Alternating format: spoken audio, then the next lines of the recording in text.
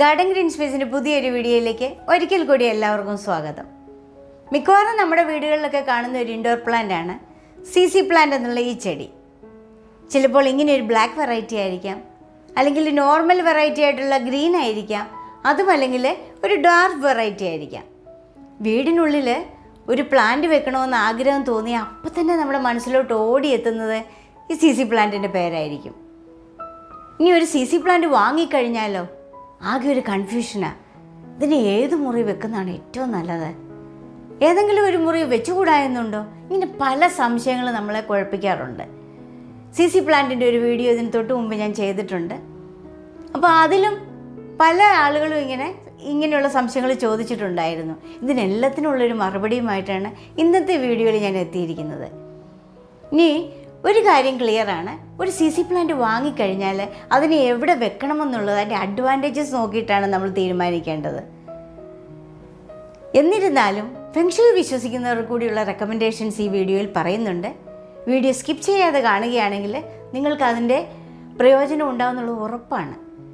Channel subscribe ചെയ്യാതെ ആരെങ്കിലും ഉണ്ടെങ്കിൽ ദയവായിട്ടൊന്ന് സബ്സ്ക്രൈബ് ചെയ്യുക. തുടർന്നുള്ള ബെൽ ബട്ടണിൽ ഒന്ന് പ്രസ് ചെയ്താൽ തുടർന്നിടുന്നുള്ള വീഡിയോസിൻ്റെയൊക്കെ നോട്ടിഫിക്കേഷൻ നിങ്ങൾക്ക് പെട്ടെന്ന് തന്നെ കിട്ടുന്നതായിരിക്കും.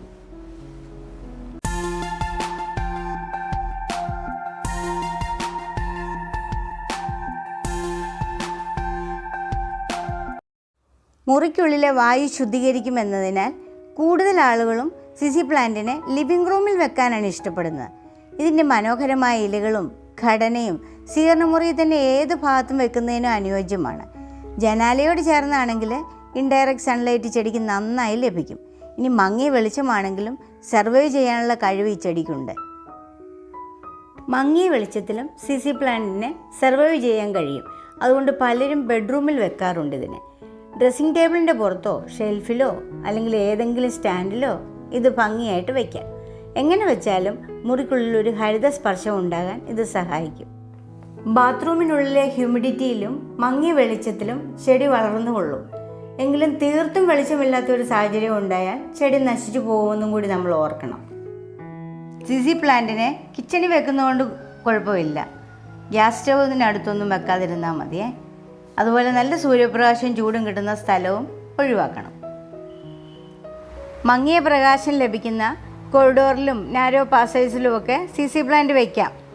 നേരെ മുകളിലേക്ക് വളരുന്ന ചെടി ആയതുകൊണ്ട് ഇത്തരം സ്ഥാനങ്ങൾ ചെടിക്ക് അനുയോജ്യവുമാണ്. ഇനി ഫെങ്ഷുയിൽ വിശ്വസിക്കുന്നവർക്ക് മാത്രമായിട്ട് CC പ്ലാന്റ് വയ്ക്കേണ്ട ചില സ്ഥാനങ്ങൾ കൂടി പറയാം. CC പ്ലാന്റ് മുറിക്കുള്ളിൽ വയ്ക്കുന്ന സ്ഥാനത്ത് പോസിറ്റീവ് എനർജി വന്ന് നിറയുകയും അവിടേക്ക് പണവും മറ്റ് സൗഭാഗ്യങ്ങളും ആകർഷിക്കപ്പെടുകയും ചെയ്യുമെന്നാണ് ഫെങ്ഷുയുടെ വിശ്വാസം. പണമുണ്ടാകാൻ മുറിയുടെ തെക്ക് കിഴക്ക് കോണിലാണ് CC പ്ലാന്റ്സ് വെക്കേണ്ടത്. ഈ ഭാഗത്തിരിക്കുന്ന ചെടിക്ക് ധനാഭിവൃദ്ധിയോട് ബന്ധപ്പെട്ടുള്ള പോസിറ്റീവ് എനർജീസിനെ ആകർഷിക്കാനും കഴിവുണ്ട്.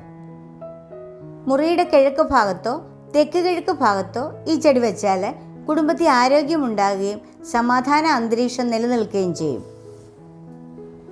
തൊഴിൽപരമായ നേട്ടത്തിനും പുതിയ അവസരങ്ങൾക്കുമായി CC പ്ലാന്റ്സ് മുറിയുടെ വടക്ക് ഭാഗത്താണ് വെക്കേണ്ടത്. മുറിയുടെ വടക്ക് കിഴക്ക് മൂലയിൽ ഈ ചെടി വെച്ചാൽ അത് ജ്ഞാന സമ്പാദനത്തിനും വ്യക്തിത്വ വികസനത്തിനും ഉപകരിക്കും. മുറിയുടെ തെക്ക് പടിഞ്ഞാറും വടക്ക് പടിഞ്ഞാറും കോണുകളിൽ CC പ്ലാന്റ്സ് വെക്കുകയാണെങ്കിൽ അത് കുടുംബ ബന്ധങ്ങൾ ശക്തിപ്പെടുത്തും. ഇതൊക്കെയാണെങ്കിലും CC പ്ലാന്റ് ബെഡ്റൂമിൽ വെക്കുന്നത് നല്ലതല്ലെന്നാണ് ഫെങ്ഷുയിൽ പറയുന്നത്.